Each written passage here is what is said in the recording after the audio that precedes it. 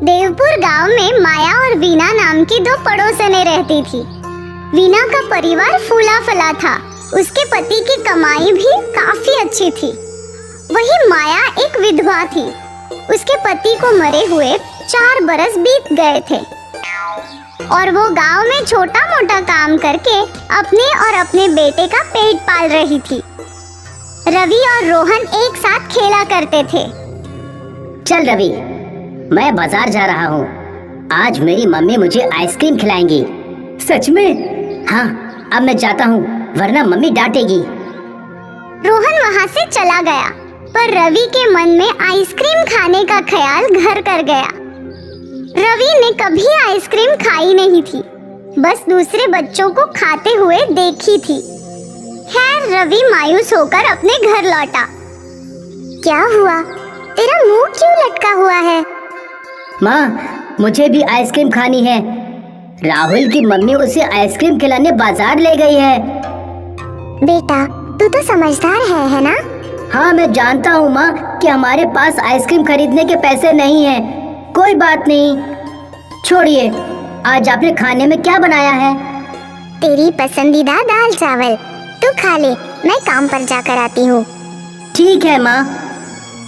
माया का ध्यान रवि के उतरे हुए चेहरे पे था। वो रास्ते भर रवि के बारे में सोचती रही। काश मैं कुछ और पैसे कमा लेती, जिससे मैं रवि को आइसक्रीम खिला सकती। उस बेचारे का कितना मन है। हे भगवान, मेरी मदद कर दीजिए। वृक्षदेव ने माया की बात सुन ली और उसके सामने प्रकट हो गए। पुत्री, मैं तुम्हारी विपदा समझ सकता हूँ। तुम अपने बेटे की इच्छा पूरी करना चाहती हो और इसमें मैं तुम्हारी मदद कर सकता हूँ। हे प्रभु, आप सच में मेरी मदद करेंगे? क्या मेरा बेटा सच में आइसक्रीम खाएगा? हाँ, ये लो। वृक्षदेव ने माया को कुछ बीज दे दिए। इन्हें अपने आंगन में बो दो। अगले दिन इसमें से जो पौधे आएंगे उनमें आइसक्रीम टंगी होगी। आइसक्रीम के पौधे? हाँ। माया ने वृक्षदेव का आशीर्वाद लिया। वो जादुई बीज लेकर अपने घर लौटी। घर के बाहर आंगन में एक छोटा सा खेत था। माया ने सारे बीज इसी छोटे से खेत में बो दिए। माँ, ये आप क्या कर रही हो? मैं आइसक्रीम के पौधों के बीज बो रही हूँ। आइसक्रीम के पौधे? हाँ बेटा, वृक्षदेव ने खुद मुझे ये जादुई बीज दिए हैं। इनमें आइसक्रीम उगेगी सच में? हाँ। वाह, फिर तो हम आइसक्रीम खा भी सकते हैं और बेच भी सकते हैं। इस बारे में तो मैंने सोचा ही नहीं। अगर हम ढेर सारी आइसक्रीम उगाकर बेचें, तो हमें बहुत सारे पैसे मिलेंगे और मुझे गांव में काम करने की भी जरूरत नहीं। हाँ माँ, हम तो बहुत पैसे वाले हो जाएंगे। बिल्कुल। अब इन बीजों में पानी डाल दो। जी माँ। आज आप काम पर नहीं जा रही? नहीं बेटा, कल हमारे खुद की आइसक्रीम के खेत होंगे, तो मैं भला दूसरों के यहाँ काम करने क्यों जाऊँ? वो भी है। माया ने सोच रखा था कि अगले दिन आइसक्रीम उगेगी। वो उन आइसक्रीम्स को बेचकर बहुत सारे पैसे कमाएगी। इसी विचार से वो अपने काम पर भी नहीं गई। उसके मन में पैसों का लालच आ गया था। रात में उसे नींद भी नहीं आ रही थी। वो सोच में डूबी थी कि आइसक्रीम बेचकर वो कितने पैसे कमाएगी। मुझे एक आइसक्रीम कितने में बेचनी चाहिए? क्या सारी आइसक्रीम अलग अलग होंगी या एक जैसी? ये सारे ख्याल उसके दिमाग में घूम रहे थे। खैर, सुबह हुई और माया दौड़ते हुए घर से बाहर आई और उसने अपने खेत देखे तो वहाँ कुछ भी उगा नहीं था। अरे ये क्या? वृक्षदेव ने तो कहा था कि वो जादुई बीज है, उनसे एक दिन में ही आइसक्रीम का पेड़ उग जाएगा, पर ऐसा कुछ नहीं हुआ। माया मायूस हो गई थी। रवि भी घर के बाहर आया और अब उसका भी मुंह लटक गया। माया ने रवि का हाथ थामा और उसे लेकर निकल गई। वो उसी वृक्ष के पास आई। वृक्षदेव! वृक्षदेव! वृक्षदेव प्रकट हुए। क्या हुआ पुत्री? तुम इतनी क्रोधित क्यों हो? आपने कल मुझे जादुई आइसक्रीम के बीज दिए थे और कहा था कि एक ही दिन में वो उग जाएंगे, लेकिन उन बीजों में से तो कुछ नहीं होगा। ऐसा कैसे हो सकता है? पुत्री, क्या तुम मुझे बता सकती हो कि तुमने क्या किया? मैंने वो बीज अपने छोटे खेतों में बो दिए और उन्हें पानी भी डाल दिया। फिर भी नहीं उगे? अजीब है। खैर, ये लो नए बीज। इस बार जरूर आइसक्रीम के पौधे उग जाएंगे। माया ने वो नई जादुई बीजें ली और वापस घर की ओर चल पड़ी।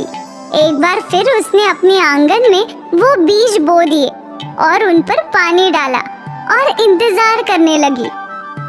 अगली सुबह भी वहाँ कोई पौधा नहीं था। ये देखकर माया क्रोधित हो गई और गुस्से में वृक्ष देवता के पेड़ की ओर चली गई और पहुँचते ही रोने और चिल्लाने लगी। वृक्ष देव, आप मेरी गरीबी का ऐसा मजाक उड़ाएंगे ऐसा सोचा नहीं था। पुत्री, मैंने तुम्हारे साथ कोई मजाक नहीं किया। मैंने तुम्हारी मदद करने के लिए तुम्हें वो जादुई बीज दिए थे, क्योंकि तुम अपने बेटे को आइसक्रीम खिलाना चाहती थी। आपकी दी हुई बीज बोकर मैंने कितने सारे सपने देखे थे कि उन पर आइसक्रीम के पौधे उगेंगे। आइसक्रीम बेचकर मैं पैसे कमाऊंगी और अमीर बन जाऊंगी। मुझे लोगों के घर में काम करने की भी जरूरत नहीं पड़ेगी। यही तुमसे गलती हुई है पुत्री। क्या मतलब? मतलब ये कि मैंने तुम्हें वो बीज तुम्हारी बेटे की इच्छा पूरी करने के लिए दिए थे, पर तुम्हारे मन में लालच पनप गया। तुम आइसक्रीम बेचकर पैसे कमाने के लिए सोचने लगी। वो जादुई बीज इसीलिए नहीं उगे क्योंकि तुम्हारे विचार बदल गए। अगर तुम उसे अपने बेटे की इच्छा के लिए उगाती तो आज उनमें आइसक्रीम जरूर होती। माया को अपनी गलती समझ आ गई। देव ने एक बार फिर उसे जादुई बीज दिए। इस बार बस अपने बेटे की इच्छा पूरी करने का संकल्प लेना, लालच से दूर रहना पुत्री। माया वो बीज लेकर घर लौटी। उसने बीज बो दिए, पर आज उसके दिमाग में कोई भी लालच नहीं था। वो बस अपने बेटे को आइसक्रीम खाते देखना चाहती थी। अगली सुबह रवि घर के बाहर गया तो वो नजारा देखकर हैरान हो गया। माँ, आइसक्रीम उग गई।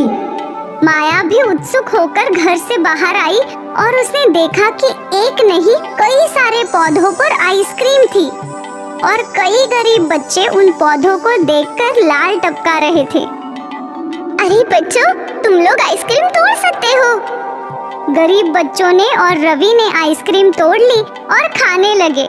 सभी के चेहरे पर संतुष्टि देखकर माया को अपनी गलती समझ आ गई। आइसक्रीम बेचकर तो बस पैसे मिलते, पर ऐसी संतुष्टि नहीं मिलती। धन्यवाद वृक्षदेव इन आइसक्रीम के पौधों के लिए और मुझे ये सब समझाने के लिए कि पैसे ही सब कुछ नहीं है। आपने मुझे लालची बनने से बचा लिया।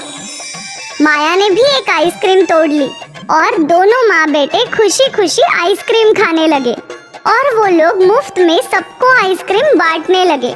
कड़ी गर्मी के मौसम में ठंडी आइसक्रीम लोगों को अलग ही संतुष्टि दे रही थी। माया वापस अपने काम पर लौट गई।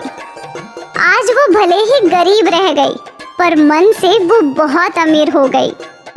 वो खुशियाँ बांटना सीख गई।